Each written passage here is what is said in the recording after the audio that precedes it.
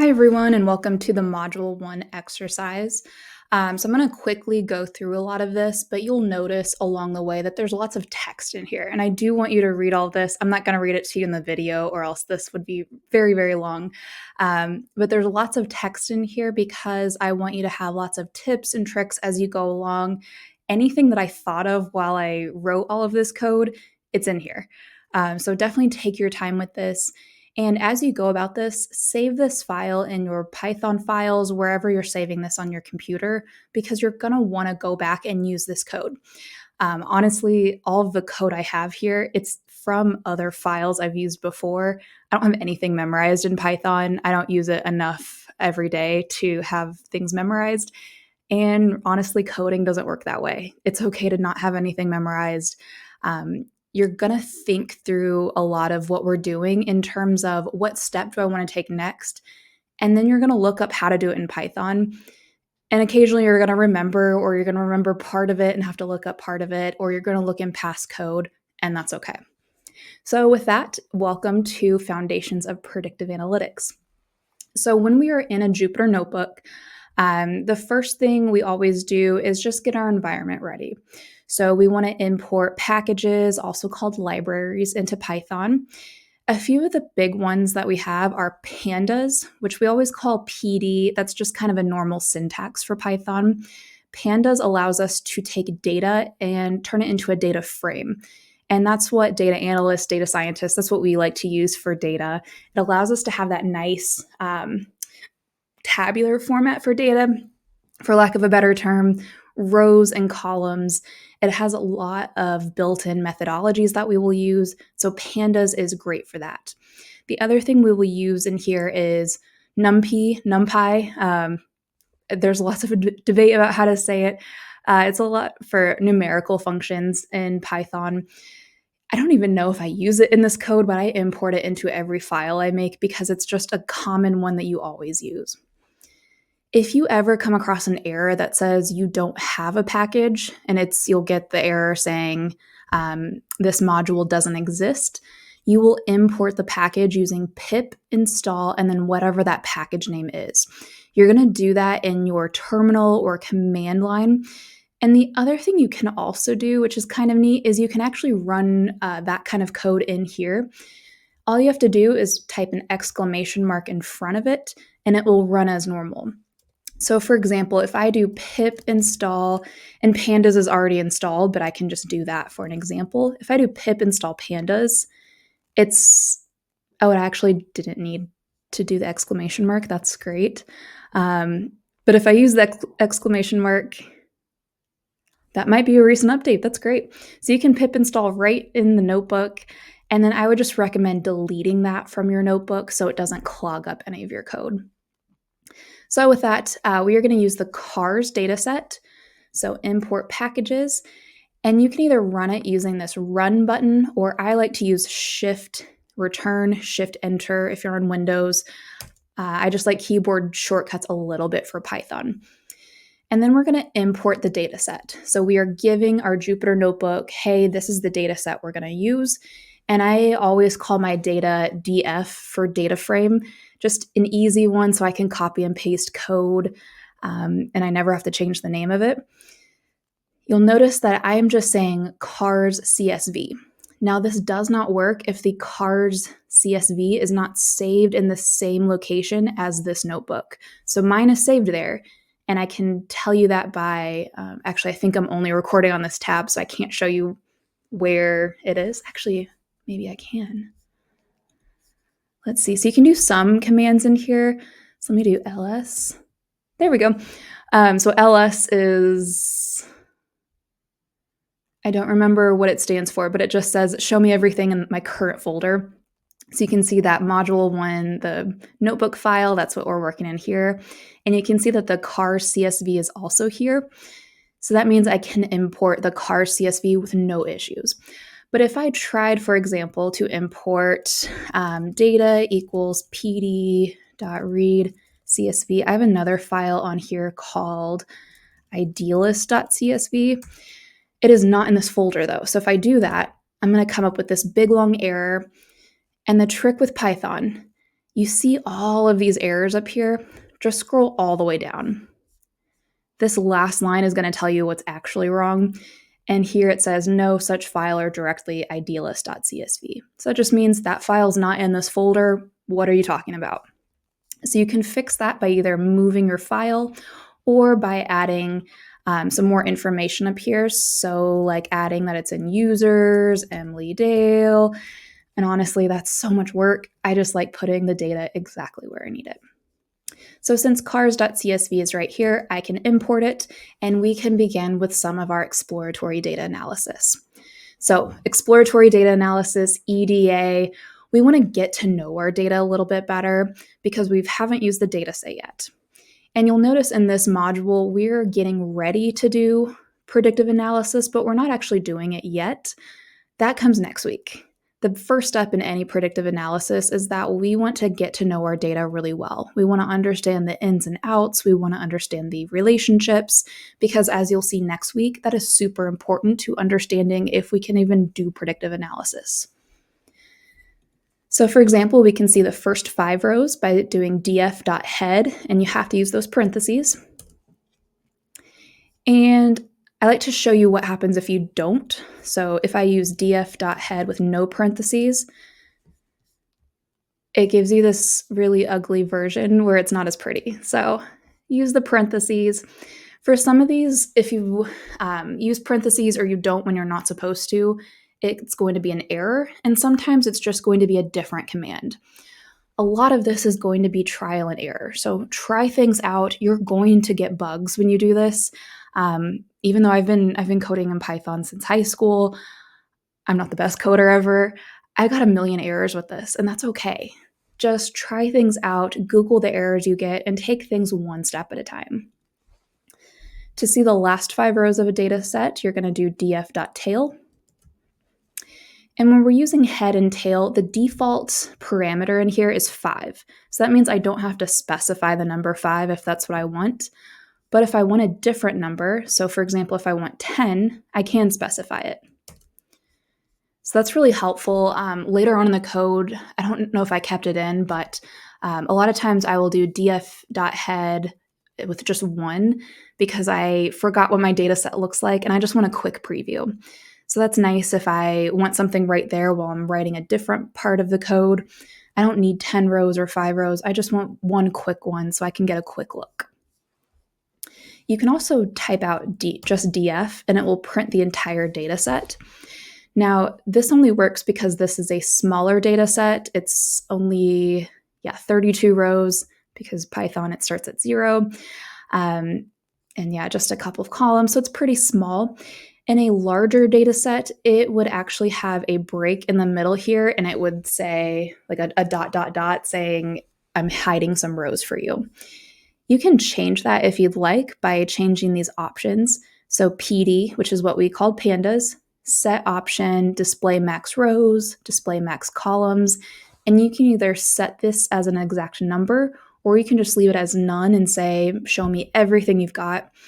I don't recommend that if you're using a really large data set because it will print and print and print. But for relatively small data sets like this, or some of the ones we're going to use pretty early on, it's pretty handy. In text analytics, we will use these options quite frequently because Jupyter Notebook only shows a small portion of the columns and we need to see more text. Here, though, we don't really need to change anything, so I'm going to leave it as is. Another thing you can do, so here it showed me that it's 32 rows and 1, 2, 3, 4, 5, 6, 7, 8, 9, 10, 11, 12 columns. On a larger data set, it will actually print that out at the bottom. But I can also, instead of manually counting, I can just say df.shape. So tell me the shape of my data set, and it's 32 rows and 12 columns. So that's that basic exploratory data analysis. What am I dealing with? How big is my data set? What's going on here? And now, like I talked about in the lecture, we can start getting into more of those descriptive statistics so we can get into more descriptive analytics. So I wanted to start with the miles per gallon column. That one seemed more interesting. It's one of the first numerical columns. And to be quite honest, I don't know enough about cars to really understand some of the other columns, so let's start with miles per gallon. And again, this is from the 70s, so some of these values are going to be a little weird. So there are a couple ways to refer to columns. You can do this one, which is DF, and then the brackets in the column name. You can do it in double quotes or single quotes. You can also do this data frame name dot column. I personally prefer the brackets because if you ever have column names that have a space in the middle, the period column name gets really funky. So I always try to do DF column, and I try to remember to do double quotes. I don't always, but thankfully Python doesn't get too mad at us and lets us just do that. So a few quick functions for descriptive statistics. If we wanted to find the minimum miles per gallon, and you can see I did change this data set a little bit. So instead of oldest car made, I was looking at year. I really want to look at what's the least fuel efficient car. So miles per gallon dot min. So that gives us 10.4. So 10.4 miles per gallon. I can do the same thing with maximum. And these functions, you'll notice, are very similar to Excel. Python is written in a very simple way, which is really nice for us. You can also do mean or average, median, and mode. And if there are multiple modes, it will show you all of them. And if we don't want to do all of those calculations one at a time, we can also do them all at once by doing this df miles per gallon dot describe. So that dot describe is a command that says, give me the descriptive statistics. Now, the only thing it doesn't show you is mode, which is usually fine. I don't use mode a ton, but it gives you the count. So how many are in the column, the mean, standard deviation, minimum and maximum, and then the 25, 50 percentile, which is also the median, and then the 75 percentile. It also tells you the name of the column and the data type. So we know it's a float 64, which is common in Python. Python is one where you don't have to worry about data types as much as others, which is very nice for us. Python is very user-friendly, very beginner-friendly. So as you go through this code, you'll notice I'm not doing a ton of crazy things like you might expect with real coding. This is very much analytical coding. And what's also great about this is that instead of looking at one column at a time, I can also say, hey, I have this data frame called DF. Tell me everything about it. And when I run that, it's going to give me every numeric column, and it's going to give me those same descriptive statistics. I can also make a slight adjustment. So you'll notice that the one thing it doesn't have is the make of the car. So if I wanted to show that, you know it's not going to be exactly the same because you can't take an average of the names of all the cars. But if I change one piece of the parameter, I can say include equals all. And so what I'm doing, and if you click on this link, again, I'm just recording this one tab, so I can't show you here. But if you read the documentation here, it will take you to a link that shows you exactly how to use this command and what parameters you can change. So what customizations you can change to make this exactly how you want it. So if I want this described for every single column, no matter its data type, I can run this. And what's interesting here is that you see I get all of the other things that I had before, but now I have the model of the car. And I have that there are 32 unique models, which means none are repeating. And it has that the top is the Mazda RX-4, and I'm going to guess that this might be the first one. Yeah, so it just gave me the first one since there were no duplicates. If you ever get a data set, though, that does have categorical variables. So, for example, in your homework, you're going to have red and white wines. It will tell you which one had the top and the frequency of that top. So, are there more red or white ones? It won't be able to show us the mean and all of these other numeric values because it is a categorical variable, but it shows us a bit. There's also this handy function to see, are there any missing data values? So what we're going to say is null, with those parentheses, and then we're doing dot sum. So when I do that, oh, I froze for a second. There we go. Okay. My notebook froze, sorry.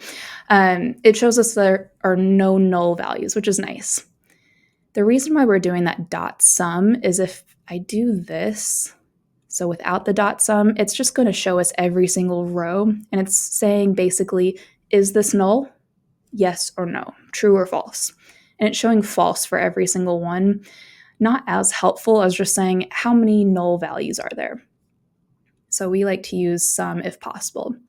Same thing with this entire data set. We can just say df is null, and it's going to say, nope, no null values, we're good to go.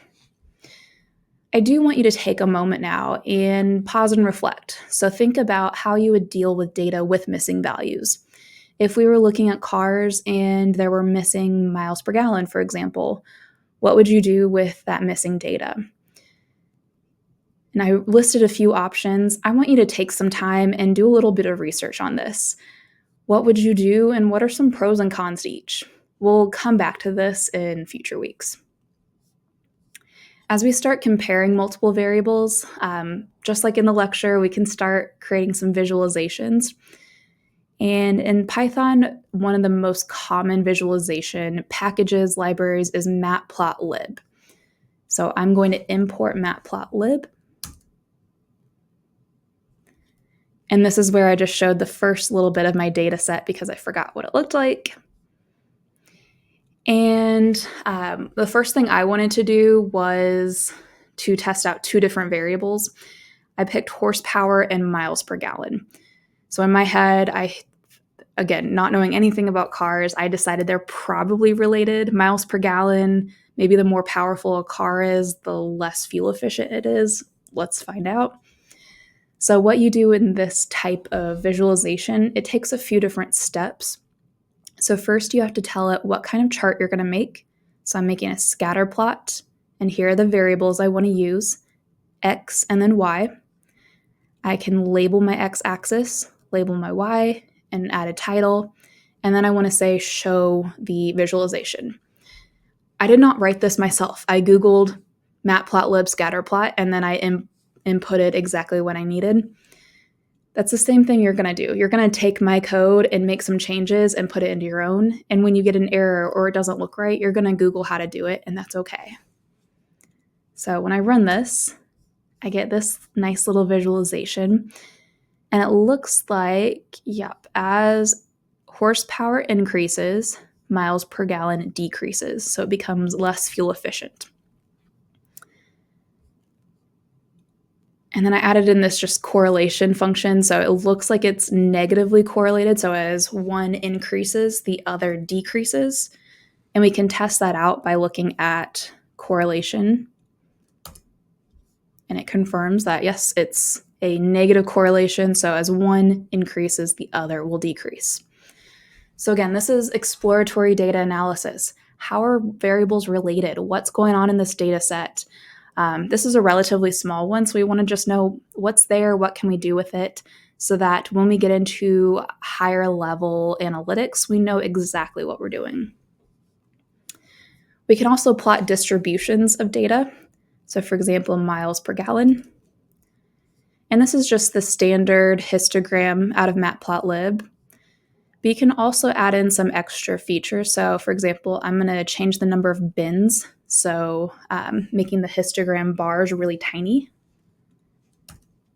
And you see how that changes my distribution. So at first it looks maybe a little left leaning, a little bit more towards on this side. And when I change it a little bit, it's still slightly right skewed, but it changes the shape a bit. Matplotlib, though, you will notice it makes really easy visualizations. They're not pretty. And if you've taken Tableau with me, you will be able to see like this is not great visualizations. Python is not a visualization. It can be a visualization tool. It's not the best visualization tool. There are really cool packages in here, though. So one neat one is called Seaborn, and it's my favorite for visualizations. You can add lots of color and features. So a really quick one is I can make that same histogram, and it just makes it a little bit nicer. And I can even add a kernel density estimation, which is like adding that line there. And now I can see the distribution even easier. And Seaborn's one where you can customize the colors really well. You can make them really, really neat. And again, all of the packages for Python, there's great documentation. So if you ever you want to make a cool visualization, you can Google Python, Seaborn, whatever visualization you want to make. So I've left these in here so you can see a few examples of what I did and how to put a chart together, how to add these axis labels and titles. But in general, with this module, I want you to start to get to know Python. So be comfortable moving around this interface. If you need to restart the kernel, how do you restart? How do you clear an output? How do you run a kernel? When I'm writing these texts down here, these are the markdown cells. So you'll see when I double click in there, it's just text. How do you add a new cell? How do you delete a cell? How do you copy and paste? So just start to get comfortable with it. Start to get comfortable with playing with data. And I've posted some other resources that will help you as well. So this week, just get comfortable in this, and we will move forward next week with more regression. So we're going to get to know our data and understand. So for example, that miles per gallon in horsepower, can we write a formula that tells us exactly what that relationship means? So with that, have a fantastic week, and I will see you next time. Bye.